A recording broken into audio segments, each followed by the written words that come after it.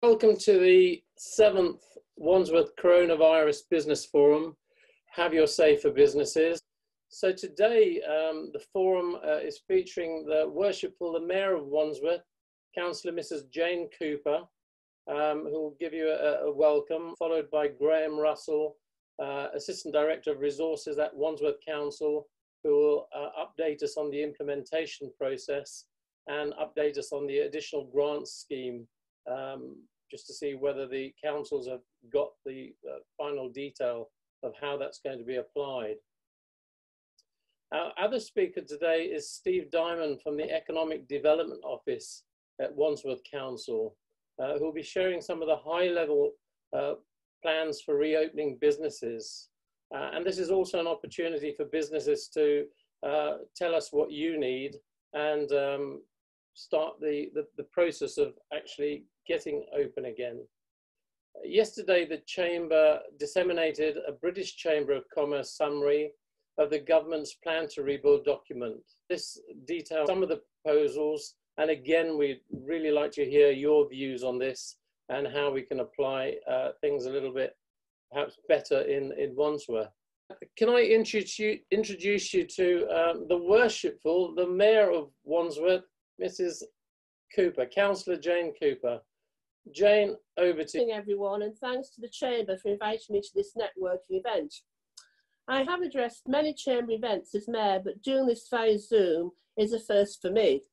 Now, those of you who've been in the Chamber for a long time will recall that 8 years ago when I was Mayor, 9 years ago when I started being Mayor, I actually started hosting Chamber events every month in the parlour. And that was because I've always taken a very keen interest in the businesses in Wandsworth. So, of course, I am extremely sympathetic to everyone's plight at the moment. I want to congratulate the Chamber and Steve Pinto in particular for adapting so well to the lockdown situation and continuing to work together as a community of local businesses. Your collective voice and mutual support is more important than ever. I know my colleague, Councillor Jonathan Cook, usually introduces these events as the lead member for business. And I know this is an opportunity to find out about council and government support, as well as to hear from expert speakers. However, I am keen to attend this meeting as Mayor to recognise the importance of the business community to the life of the borough and the challenges you are facing during these very difficult times. Although I can't get out to meet people, I do know how hard the coronavirus has impacted upon our communities, and in particular, some of our most vulnerable residents, and I have been in regular contact with Steve. All our lives have been impacted, but for some, they've been completely turned upside down. It is at times like this that we need to pull together as a community. I have seen for myself the fantastic reaction from neighbours, communities and charities, working together to ensure those impacted by the virus, in particular our elderly, vulnerable and isolated residents, are supported. Indeed, I've actually taken 3,000 from my Mayor's charity account to give to Age UK to support them with what they do with our most vulnerable residents. All of our lives have been impacted, but for some they have been completely turned upside down. It is times like this we need to pull together the community. The council has put in place a range of measures, but it truly cannot do this without this grassroots support. I know that the business community has played its part too, whether providing donations of food and PPE, supporting charities or helping deliver food and provisions. Indeed, I've been setting up a small focus for food in Roehampton with my deputy, and we have been getting food from the local community. Your generosity and can-do spirit is very much recognised as a key part of the community response. I also know that you are facing immense challenges as businesses too. Many of you having to cease trading altogether as a consequence of the lockdown measures. The need to contain the spread of this deadly virus has meant closing down much of the economy, and you are having to navigate your way through extremely difficult circumstances. As you know, the government has put in place a significant package of support measures designed to support businesses throughout this period.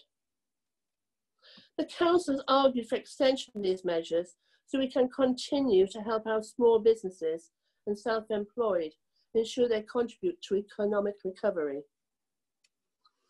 Everyone wants to see the borough economy back on its feet, providing the jobs and services that are so important to our residents.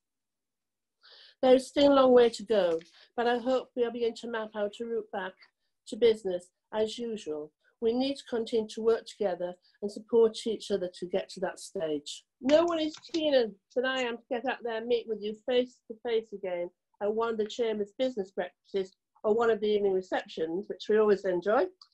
Once again, I would like to thank you for your help and commitment during this difficult period. Please look after yourself. Remember, we are all in this together because I do have a small business and I've also been suffering, and together we will get through this. So thank you for listening to me. So over to you, Steve. Thank you very, very much, Madam Mayor. Thank you for your support. Thank you for your support for businesses. Thank you for supporting the Chamber. I always remember the events at the Mayor's Parlour that you lay on for some of our members, and where you've awarded the Mayor's pin to some of the businesses in Wandsworth. I suppose you'll be making or getting a whole load more pins made, because there'll be a lot more to give out, especially to our NHS workers. So I look forward to that. But thank you very much for attending today. I still have the pin which I brought in 9 years ago, because if you remember, I got the EGO Micro up to support me in that, because it's such an important thing. And as you know, Steve, I'm always very, very welcome to entertain anyone from the Chamber in the parlour. But of course, at the moment, I could only have 3 or 4 at a time, social distancing. But I'm really, anything I can do, you know, I'm there to help. Thank you. Lovely. Thank you very much once again. So now could I ask Graham Russell to unmute himself and give us an update on the implementation process and hopefully some more guidance on the additional business grant. Graham, over to you. Thank you, and good morning, everybody. I'll just give a very brief update on the figures for the existing grant scheme. We've now paid out 3,007 grants, totaling £47.35 million. As I said last week, the schemes remain open, and if you know anybody who hasn't applied, who you think would be eligible, or they think they might be eligible, they can go to the council's website and we will process those payments. The numbers of applications have reduced quite dramatically now. I think most people have gone through the process. So the main interest at the moment, I think, is in the announcement that the government made about 10 days ago now about the new discretionary scheme. So members of the Chamber will be aware that there was quite a lot of lobbying going on from local councillors, MPs and business groups about businesses which had missed out on getting help through the original grant schemes.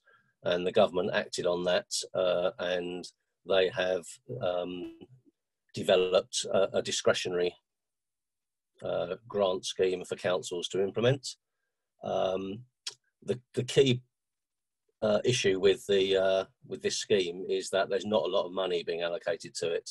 The government have said each council will get 5% of its original allocation for the main grant scheme, which in Wandsworth's case was 58 million. So we're looking at this discretionary scheme being worth about 2.9 million.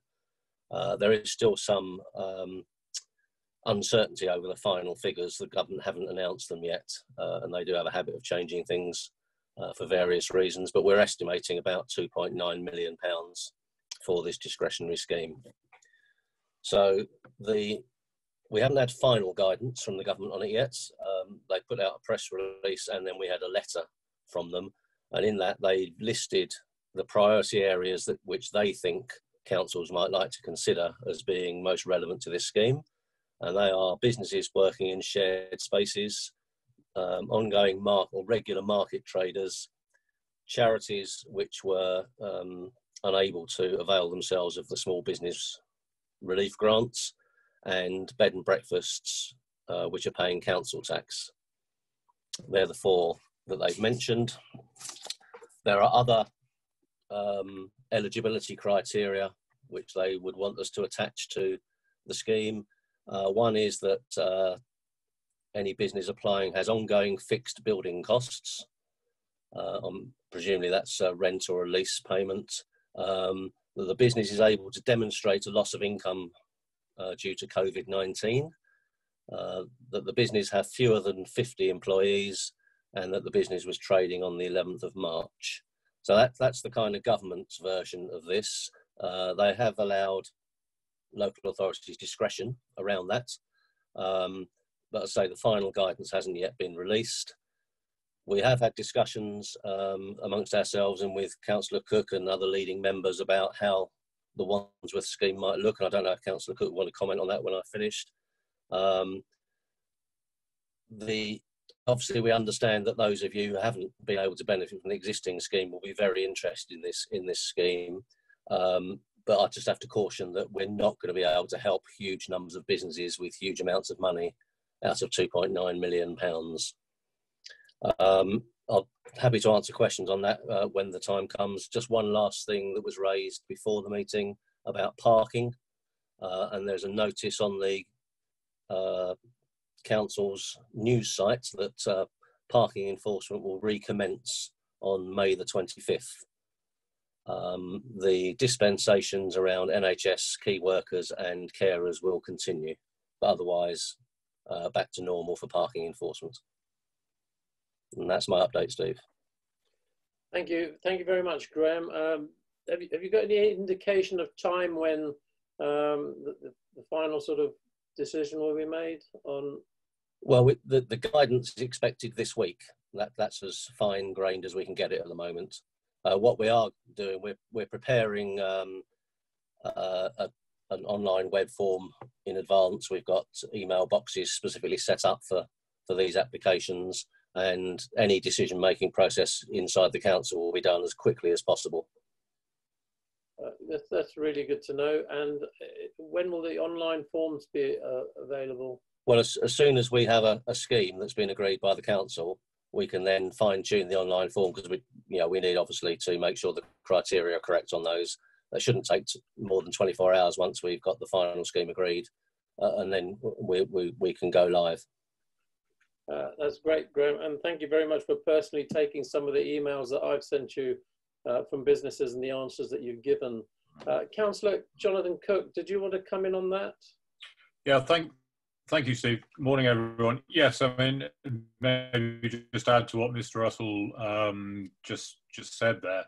We are disappointed. It's quite a small amount of money, really, spread across a large, very active business community like Wandsworth. So we are going to have to look at how we distribute that. Certainly, it's not going to anywhere near meet all of the needs.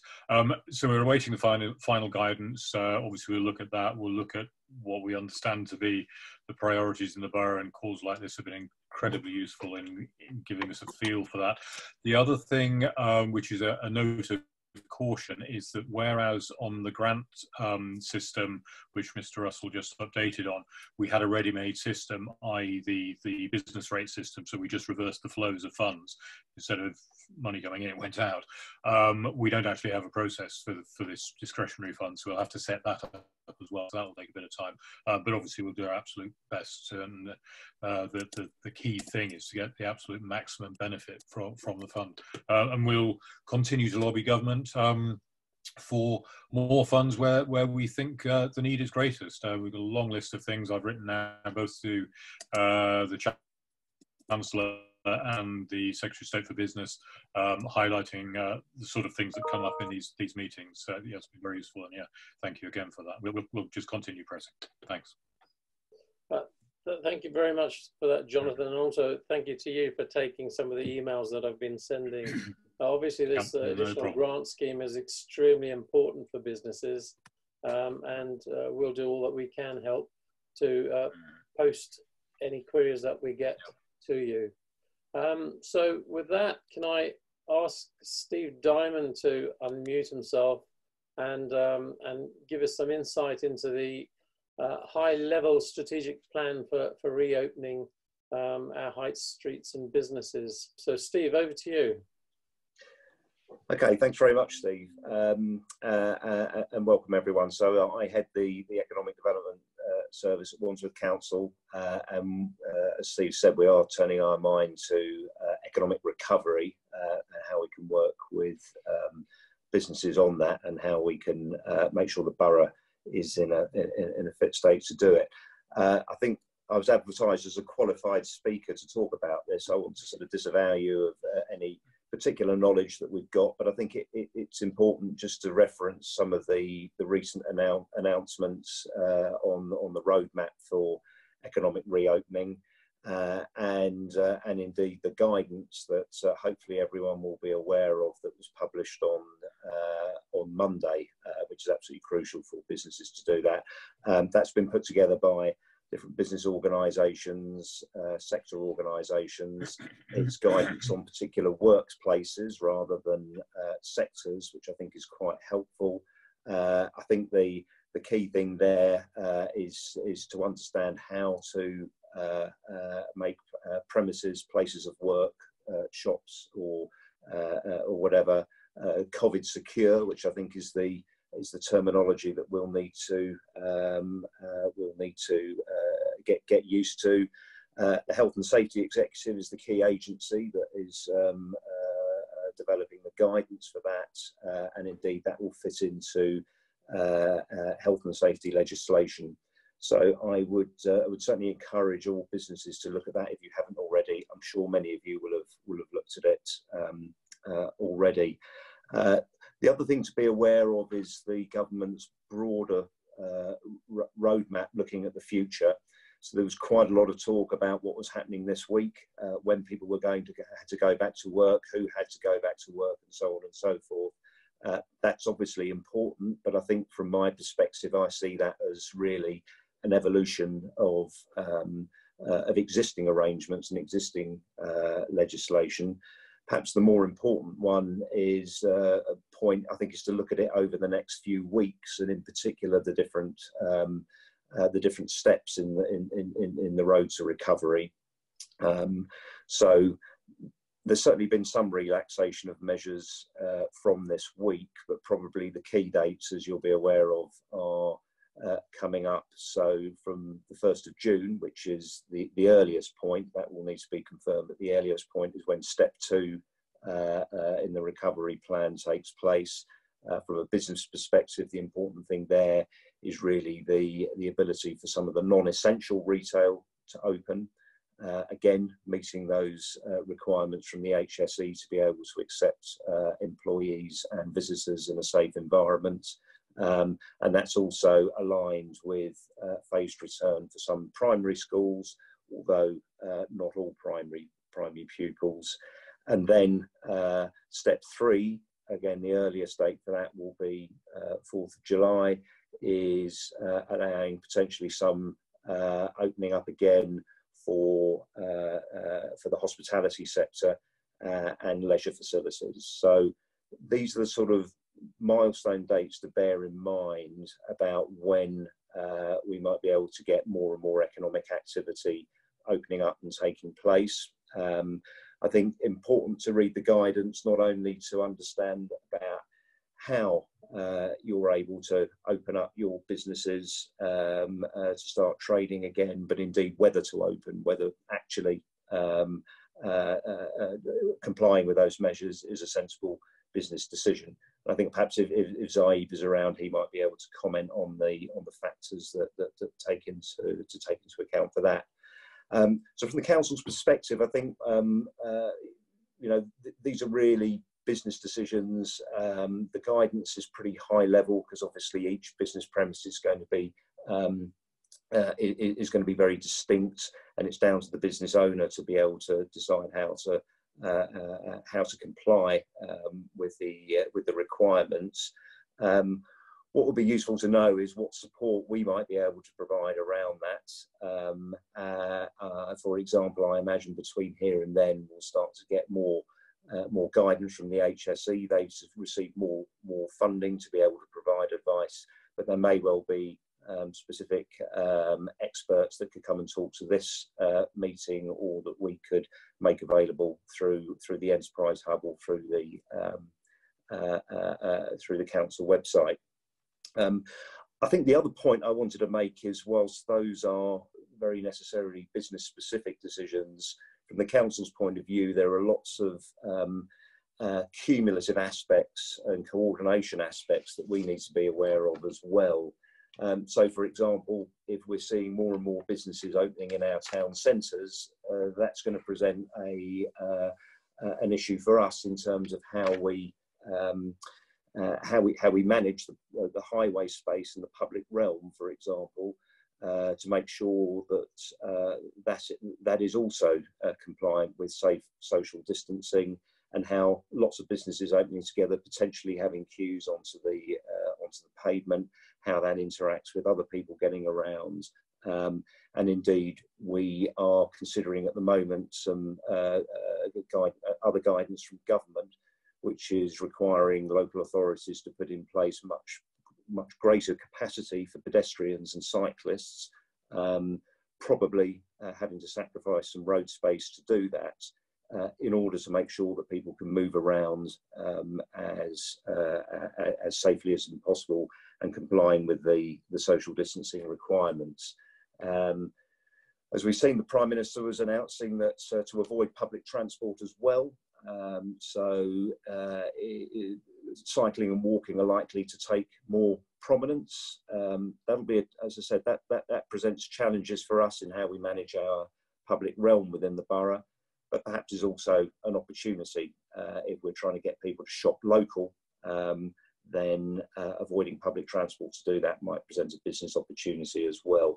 But we need to understand how all these sort of facets work together. And certainly, as we go through those changes, I'm keen to make sure that businesses are aware of what's going on, are informed and engaged, and we can make sure that business requirements, such as queuing and social distancing arrangements, but also deliveries, waste collections and those kinds of things can take place in the new world. And of course, as local authorities, I think we'll have an increasing role ourselves in some of the other measures to do with the government's recovery plan, particularly around testing and tracing.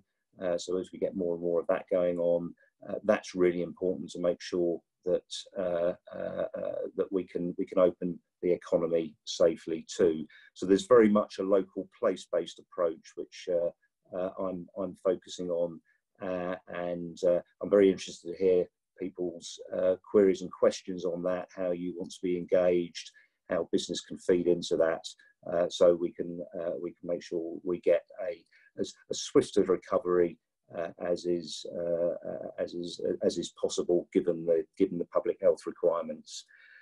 Finally, I think the main thing, I'm trying to think about what the messaging is to both businesses but also residents, and how we can work with them. So communications is really important. I think for me, confidence is the main issue. Confidence, as we know, is really important to the economy. We want to get people to be able to have the confidence to start buying goods and services again, but we also want to have confidence that they can visit your business premises, that your workforce can feel safe in those premises, and also that they feel safe coming into our town centres and high streets and parades across the borough. So those are the sort of key concerns for me. As I say, today I'll try and answer what questions I can, but I think I'm also interested to know what kind of help, what kind of support, what kind of information businesses would like to receive around that too. As I said, Zaib might have, I know Zaib has got some interesting ideas about business recovery as well. He may want to add to some of those points, but as I said, happy to take any questions or any comments. Thank you, Steve. Yeah, thank you very much, Steve. I can see from the guidance that, you know, essentially that they're saying that on the legal side of it, that this guidance is not statutory, but it's a practical framework. And then later on, it's talking about the risk assessments that businesses have to put in place, and that the HSE will be providing some best practice risk assessments. Will the council be taking some of those risk assessments and perhaps tailoring them to give out locally to businesses? So I think my initial view, I think this is very much for the HSE take forward. Obviously, there's, as you say, there's probably a bit of a grey area about this statutory situation, because I think this will form part of and sit within a health and safety legislation. So it's very much for the HSE to draw up these requirements and to determine when, in the end, whether a workplace is COVID secure. However, I do think that we'll try and help where we can to make sure that the information and the guidance on that is something that can reach businesses as quickly as possible. Excuse me. I think a lot of larger businesses have been thinking through this quite in depth, and I think we can see some of them are already using that to reopen at the moment. It is important that smaller businesses also feel able to access that guidance and apply it to their workplace. We can certainly help on that. I think in terms of how that then interacts with the public realm, I think we are still waiting for guidance from government about how we can do that and what our role is within that framework as a council. So I'll probably be in a better position to join all this up after we receive that. Right, lovely. Thank you very much, Steve. We did actually try to get a retailer who is a restaurateur and who is opening from a large chain to come on board just to give you some of their learning, but unfortunately he had another strategic meeting that he was on today, but he has promised to come on to future meetings, and I think the experiences would be really useful. So with that, Zaib, can I ask you to unmute yourself and give us some thoughts on business recovery finance point of view? Yes, Steve. Apologies, my camera is not working today, so I've just signed in without the webcam option. We've been talking to businesses. We've been talking to businesses within the borough. We've been talking to businesses across the borough. We've also been talking to our international clients just to basically get an idea what they are, what options have been available to them and how they are thinking about their recovery. The top bit that has come out of these sessions is communication, and we believe that the businesses should be talking to their own clients, should try to find out what clients want, what customers would want. For example, our restaurant client did a survey, called their clients, and found out that the clients will be hesitant to come into the restaurants in July. So they are really working on digitalization. They're putting their videos. They want to have something what is called live kitchen online, and basically focus more on the takeaway side.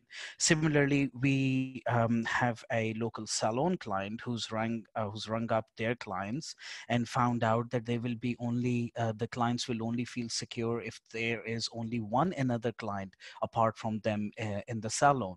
So what we will and as accountants, we've been talking to our clients as well, and we realized that our clients would prefer more Zoom sessions, more Zoom meetings than coming to our office.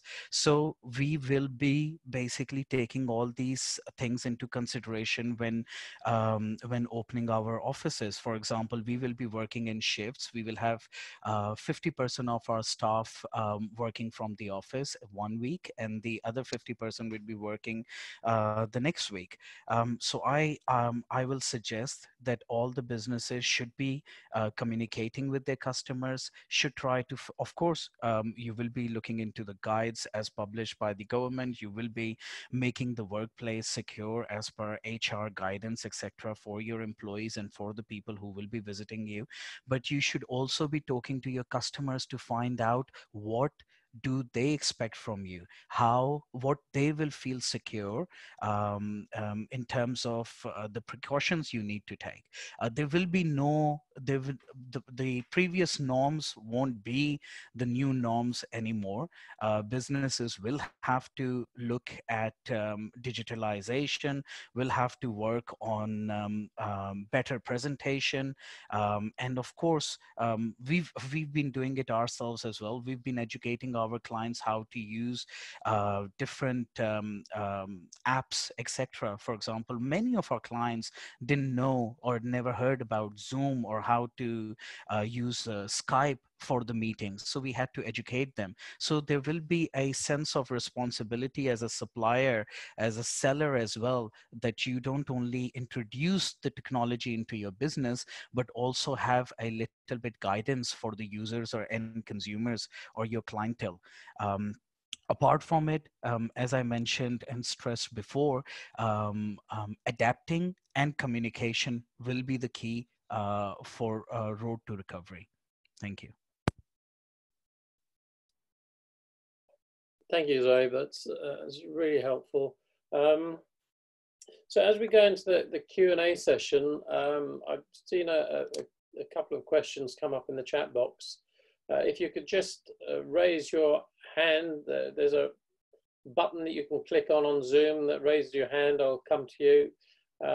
Yeah, I can see Tim Jones has raised his hand and Kapil has raised his hand.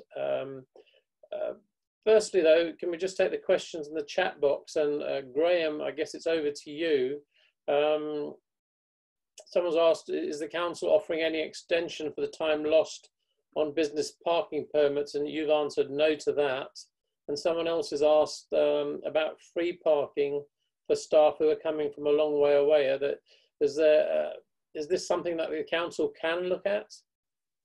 I think it'd be incredibly difficult to administer a scheme based on where people were coming from. I don't think it would be possible to do that, to be honest. Okay, just parking is always one of the biggest bugbears. I've received so many comments from traders over parking. It would be great if the council were able to just consider that even for a short time, but that's probably not for today. Another question from Councillor Henderson. Local authorities have enforcement responsibility for health and safety legislation in place at shops and offices. Have local council officers been told how to help businesses comply with this? I'll try to answer that, Steve. I think the short answer is no at the moment, from what I've read in the government guidance.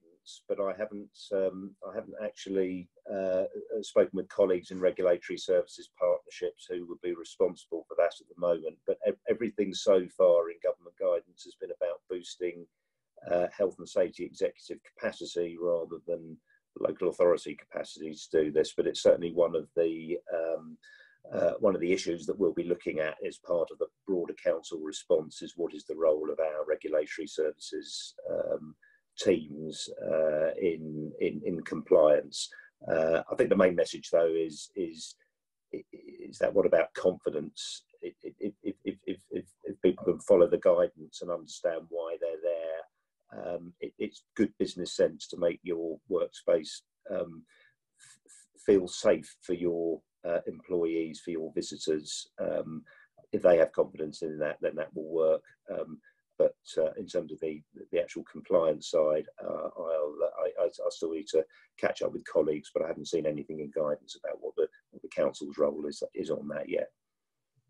Okay, thank you for that, Steve. If you want to ask a question, could I just ask you to, Kapila, I'm unmuting you. Would you like to ask your question? Yes, I mean, my question actually answered already by that the parking, because my opticians especially, without the opticians, we can't run the practice. So I need to work out a way, probably speaking to Sainsbury's, whether they give it 2 hours free parking, so whether we could extend it from them. There used to be Balham car park, but taken over by Sainsbury's now and give 2 hours free. The problem is they said not to take public transport, so the other option is to come by car. So I'm just discussing with them, thinking of opening from next week onwards. We partially opened, which we has started to do all the emergency clinics. Now, next thing is I'd like to thank Mr. Cox, who actually not here today, but who actually promptly attended to my request about the grant. which you asked me to supply some information, which I done. I'd like to thank actually because of this Zoom meetings, I managed to at least get some kind of, whether I get it or not, I like to thank all the hosters who actually done this for me. It's really very grateful to you guys. Really, thank you. Thank you, Cap. I'm going to unmute Tim. Tim, hi. What's your question? Yeah, you have to excuse the lockdown here. It's getting out of control now. No, my question is we run a animal care business. We do dog grooming and daycare. And I'm just wondering where we kind of fit in. I know obviously we're classed as a non-essential retailer, and I've kind of, I've asked the question to a few kind of other sort of areas, and nobody seems to be able to tell us. We need a couple of weeks to build a diary if we're going to go back to work. So we were possibly attempting to think about the 1st of June, but are we going to be okay to open then, or do we need to wait till the 4th of July? I'm not sure kind of where we fit into it, and I just wondered if anyone had any ideas on that. But from my point of view, Tim, it's wait and see really. So much depends on the R factor and whether coronavirus is contained before the government will give further advice on that. But as far as booking systems go, I know of a few companies that are running booking systems from the 1st of June, and it's on a rolling basis. So if you're booked in and lockdown allows you to service that booking, that's great. If you miss the date, then it just rolls over, but you try and keep your booking plan because people will need your services. And, you, as you say, you've got to schedule things. I don't know if anyone else wants to come in with that. On that point, I'm hastily trying to find the guidance notes to be able to answer that, but it will, as you said, I think it's probably best to think of yourself as sort of non-essential retail, but probably the 1st of June seems like a sort of target date to look at. But if you can just, there are several guidance notes about operating in the workplace and how that can work safely for customers and employees. As far as I know, dogs are okay in this; they're pretty safe from the virus. I would try and look at the guidance notes and see where you fit in with that. Yeah, we're sort of, we're thinking about partially opening. There is some services we won't be able to do, like we do a pick up and drop off service where we go into people's houses, and there's just no way we're going to be able to operate that. But we're trying to think about getting at least half of the business open, the grooming side of it maybe. Because I think we could probably operate that with social distancing. But the last thing I want to do is get loads of people booked in for the first week of June, open the doors, and then have somebody come around and say, actually, you shouldn't be doing this. Do you know what I mean? Because it could probably be more counterproductive. But no, that's fine. I think that's what we were going to do, but I just wondered if anyone had some clarity. So no, that's good. That's great. Yeah, Tim, just looking at the guidance notes, non-essential retail is being looked at from the 1st of June. So I'd get your booking system in place and then just let people know, look, if you fall within that date, we'll have you. If not, then we'll give you the next available slot. So keep the booking system going. If anyone wants to ask a question, please raise your hand. The hands have gone down automatically. Mark Saunders, I'm just about to unmute you. Mark, what's your question? Sorry. Hi there.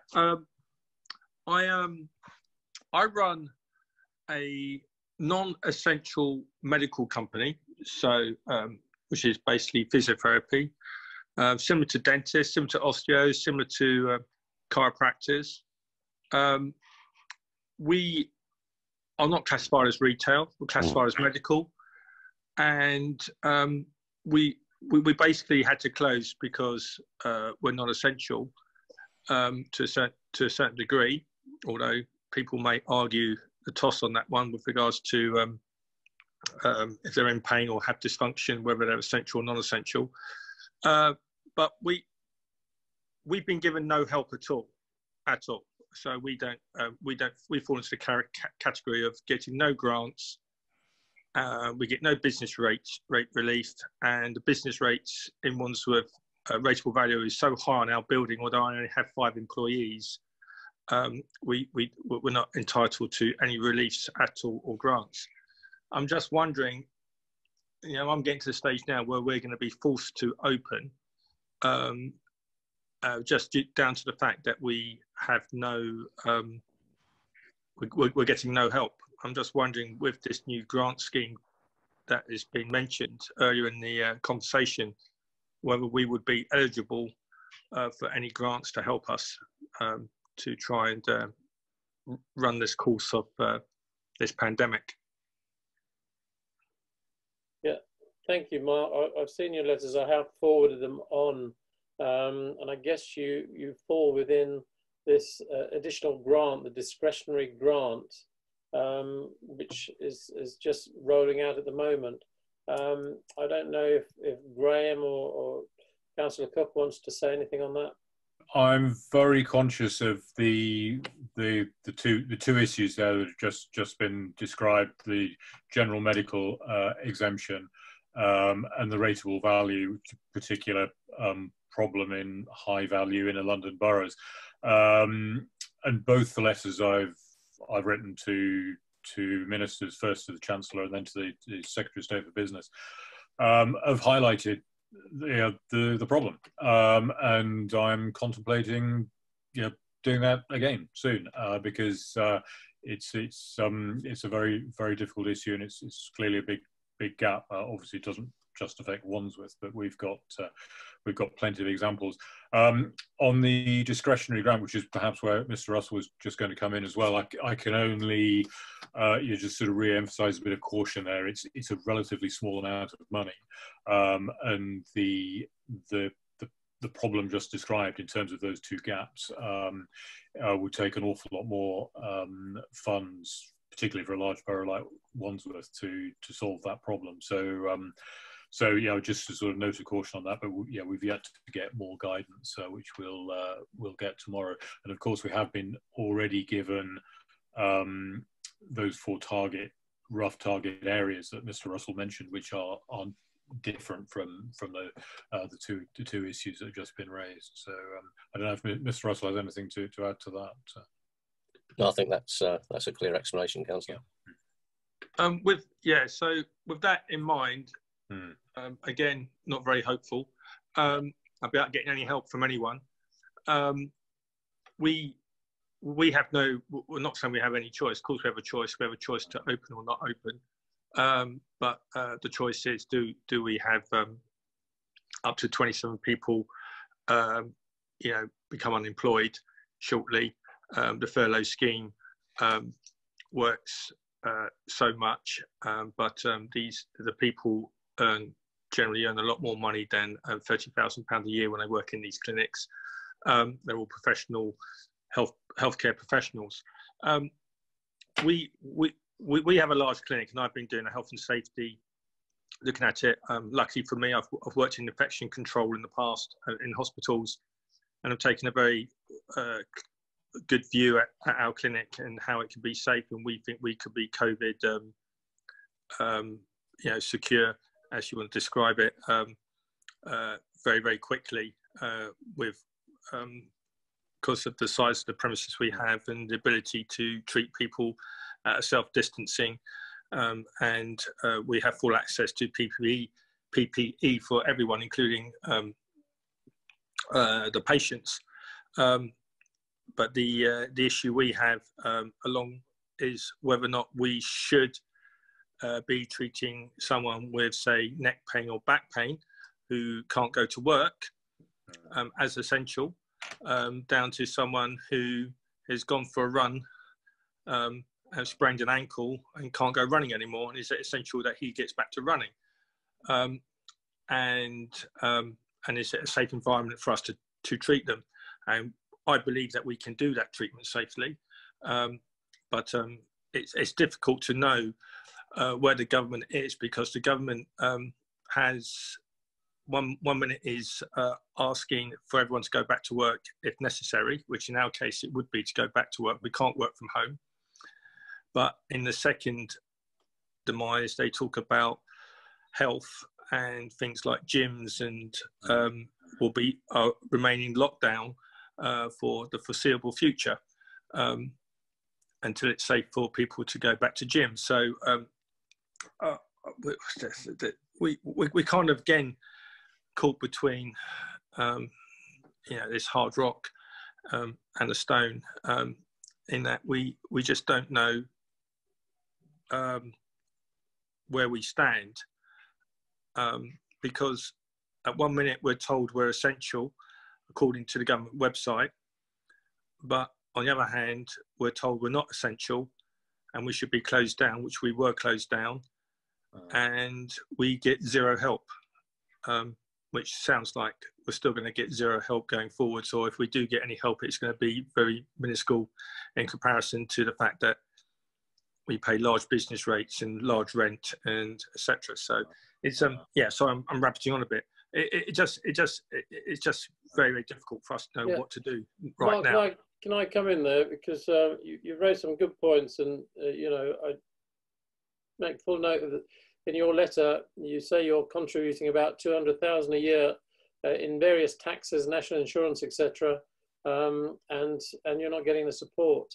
But you're looking now at possible recovery, and I'm going to bring in Richard Hodson now, because Richard is an insurance broker, and Richard's talking about guidelines from an insurance perspective about returning to work. And I guess if you can, although insurance companies haven't been that helpful, if you can satisfy insurance companies, then that might give you some guidance. One of the few mandatory insurances we have in this country is employer's liability, and they are very broad insurance liability policies, and there's very few exclusions. And we've done some guidance and worked with some lawyers on kind of returning to work in this area. Now, one of the suggestions has been try and create a plan and share it with your insurer, your insurance broker, to see if they can give you any advice or give you a kind of a rubber stamp that they're happy with your processes. Whilst some of the insurers have been unhelpful in paying claims, a lot of the insurers have been very helpful in kind of trying to give guidance on what to do coming back. So we've written some guidance. I'm happy to share that. I think my internet's just failed. Can you hear me? Yeah, we can hear you. Yeah. Everybody's frozen.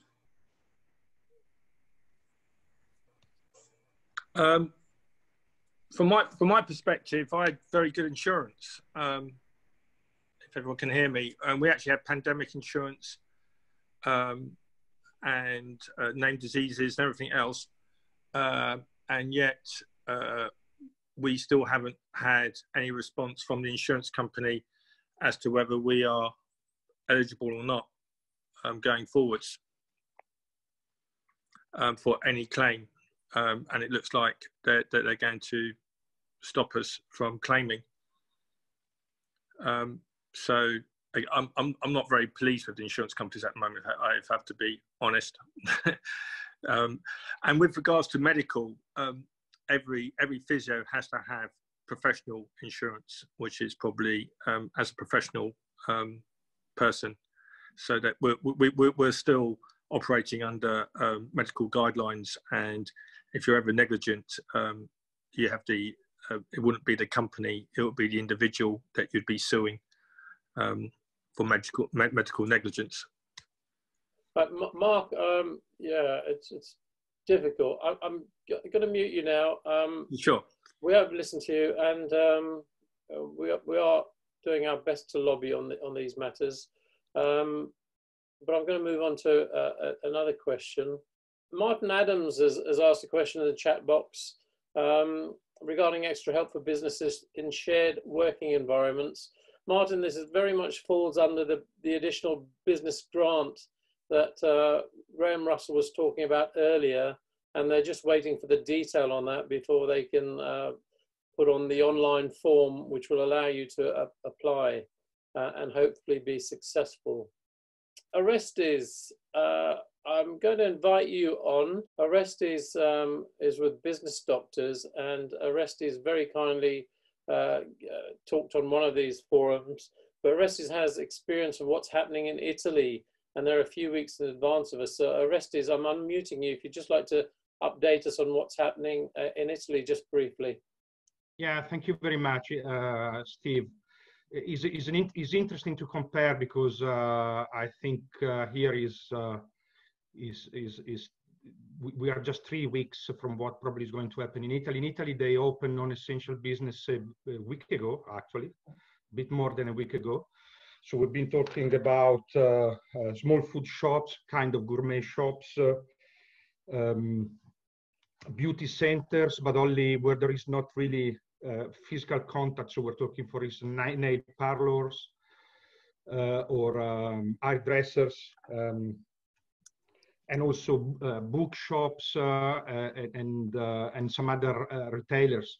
The government has decided to do this based on 2 key factors. One is the introduction of an application that is very similar to the one that is launched, that is tested now in the Isle of Wight, to trace people. And in parallel, a steep escalation of tests, not only for COVID, but also serologic tests that allow us to understand if people are immune or not. The thing goes hand in hand, and the more people, obviously, the better, because in order to these things to be effective, you need about 60–65% of the population or specific area to adopt test and the application. There are plans to open restaurants and seaside location, because tourism is extremely important sector for Italy. At the beginning of June, they have issued precise guidelines. Actually, they've been issued about a week ago, and I think this will happen also here in 2 weeks. Very precise protocols and guidances for every single sector.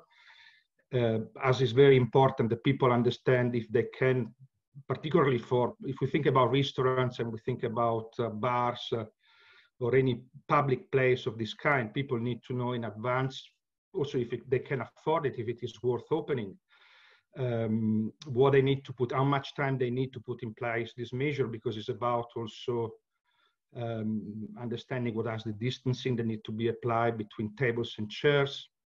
Is about also how to manage people queuing in for check-in in a restaurant, for instance, in order to be operative. So they need also to understand how much they need to invest, how much they will need to spend.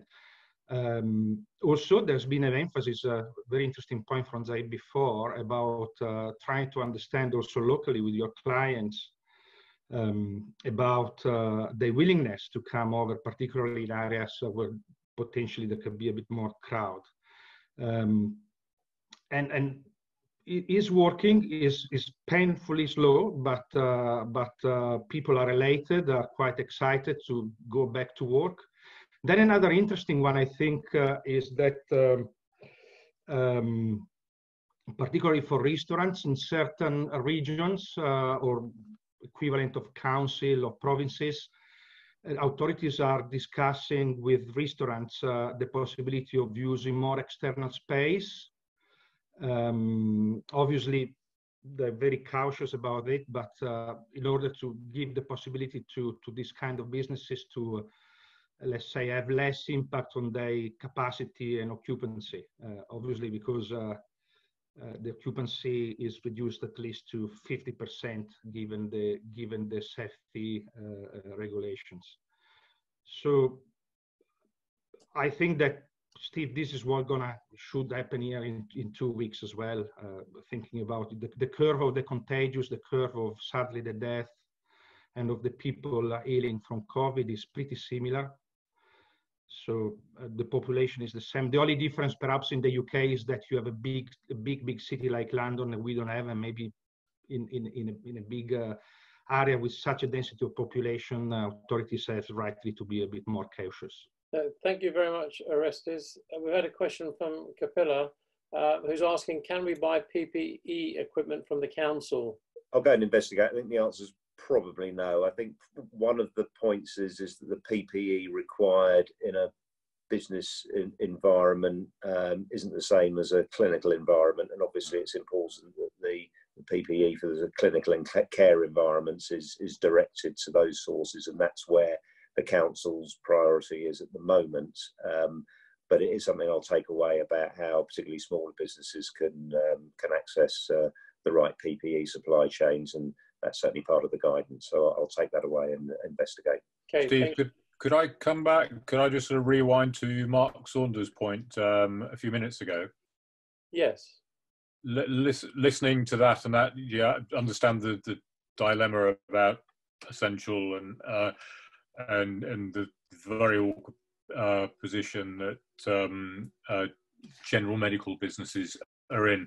Something we've already raised in both of our letters to ministers, but I'm happy to pick that up again now that we've had that discussion at much more sort of precise, practical level, and we are now moving to a stage with Sunday's announcements where we can see got a bit of a sense of how the opening up will happen over coming weeks. So happy to take that up and really press that point that we need greater clarity about, you know, if there is a reasonable way of doing this, whether businesses like Mark's can get on and do it. Very happy to do that. Maybe it's a letter, but we'll find out. Thank you very much for that. I can't see any more hands raised.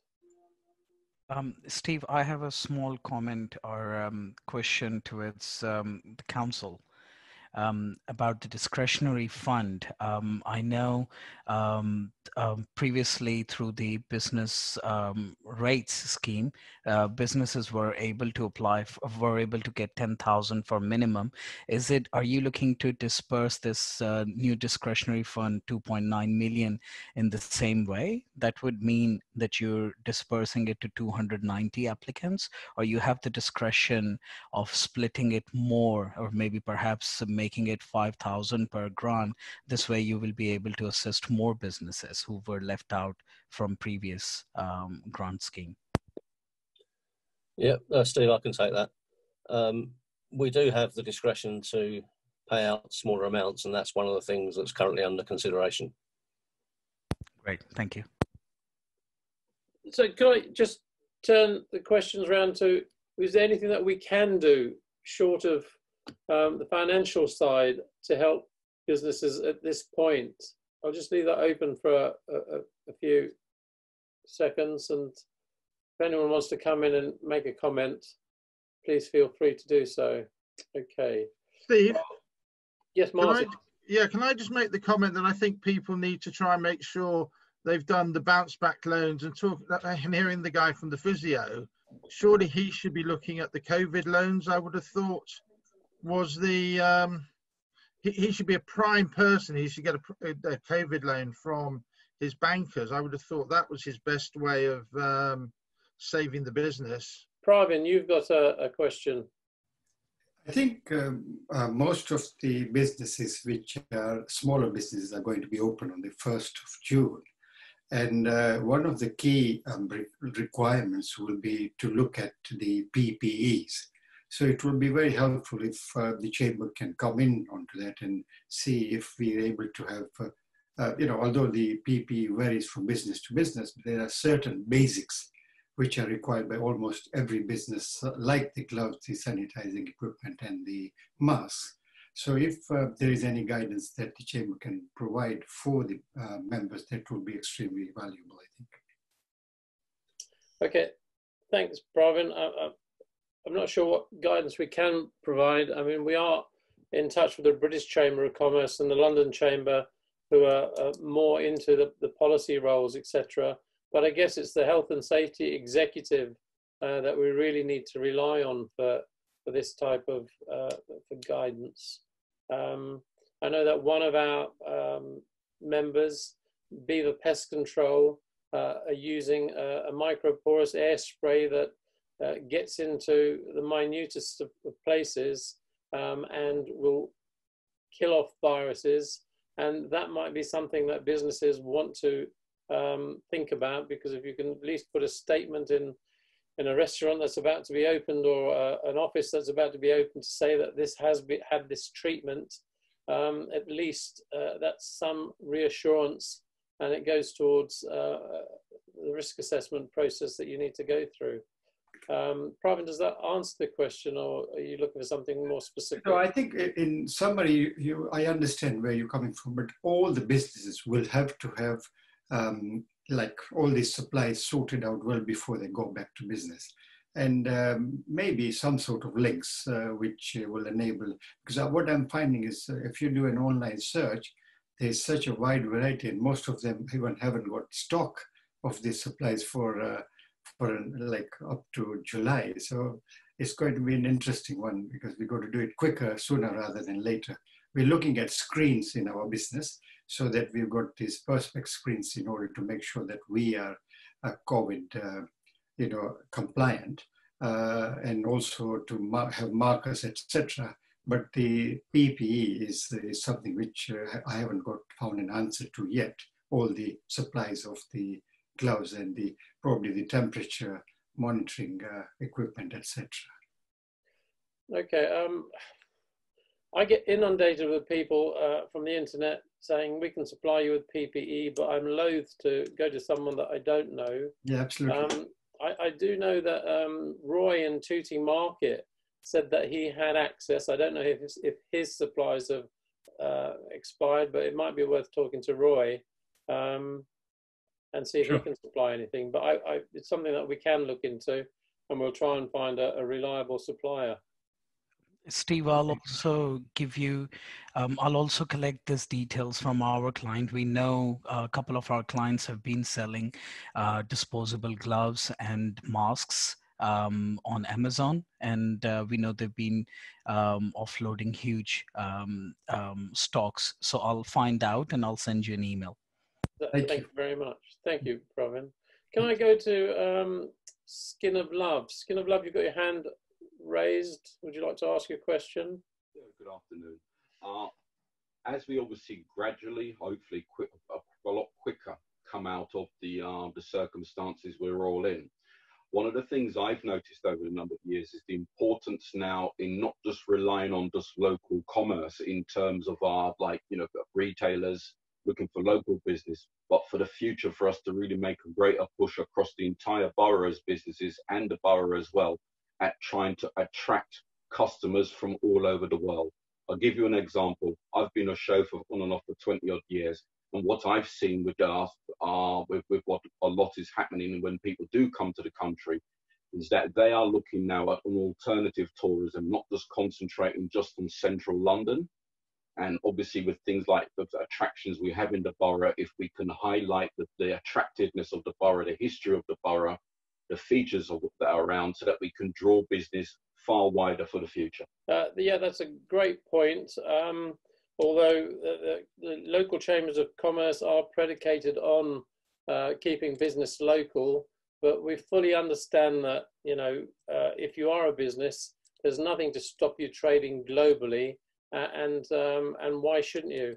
And on that respect, the chamber will soon be launching an Open for Business program that will really give businesses a digital advantage to get their message out there, not just locally, but globally. We were hoping to launch it this week, but we're just waiting for a texting option to become available. And that will not only give you a digital page, but a catalogue, a payment system, and an app. So look out for that one in the near future. Kapila, you've got your hand raised. Yeah, regarding to actually discussed last week as well, because I bank with my construction part of my business, actually bank with Metro. Still, they are not holding any COVID loans. And I tried all the banks. I think Mr. Chawla said that he will help me, but so far I haven't had any response. And none of the banks actually like to accommodate, as we doesn't bank with any of those banks. So I tried to do with Lloyd's, because this is my main business account is Lloyd's. They said they can help with my normal business with opticians, but not the construction, because we don't have account with on that, even though we did quite a lot of business with Metro. So I don't know where I stand. I mean, Sorry, this is Zaib. Did you send us an email we haven't responded to? I haven't had your email actually, Chawla, sorry. I tried to look in, but Yeah. I didn't see any of the messages that your email was on. Okay, I'll give it to you now. But we've helped few clients who are basically banking with the Metro, and HSBC has been very has been tried and tested, and they have approved application. I haven't heard back whether they've given the grant, whether they've given the loan, but I know they have accepted an application. So it did go to the second phase. You need to understand that all these bounce back loans, they're taking up to 10 working days. Some of the banks have even given the money within 2 days, same day, and some have really taken the maximum time. So the new customers like yourself who are not directly banking with them, it will take longer. But please try the other lenders, for example, HSBC, Clydesdale. I've heard they are taking the applications, and I'll drop my email address in the chat box. Please reach out to me. I'll share my experience and links as well. Thank you. Really appreciate it. Thank you. Thanks, Kabila. Tim Jones, who's had to leave, has suggested that Barclays might be able to help, and we'll have James Carden on. James was on a couple of weeks ago, and he will be on again next week. I guess it's, and sometimes try a broker who will have a good relationship with their lending source, but also know how to put across the business's point of view very effectively. And I'm happy to put you in touch with someone if you get in touch with me. So Orestes has just commented that, and it's good comment really. Interestingly, in Italy, 4 masks a day are mandatory for employees working in retail outlets, and also plastic screens. So there's just not 1 mask, it's 4, and if you times that by the number of employees, it can soon mount up. So it's a real supply issue. Last opportunity to put your hand up. Okay, I'm about to close this meeting. So can I thank all of our speakers, especially the Mayor of Wandsworth, Councillor Mrs. Jane Cooper. It's lovely to see you. Thank you for your support. And I guess we all look forward to the time when we can get back to business. And the planning for that is happening now, I guess. It's time to really think about the recovery. I know that we'll be here to support you, and the council will be here to support you. But please keep feeding in the issues that you're facing and where we can help with most. So with that, I'd like to say thank you all very much for attending. Stay safe, and hopefully it's recovery soon.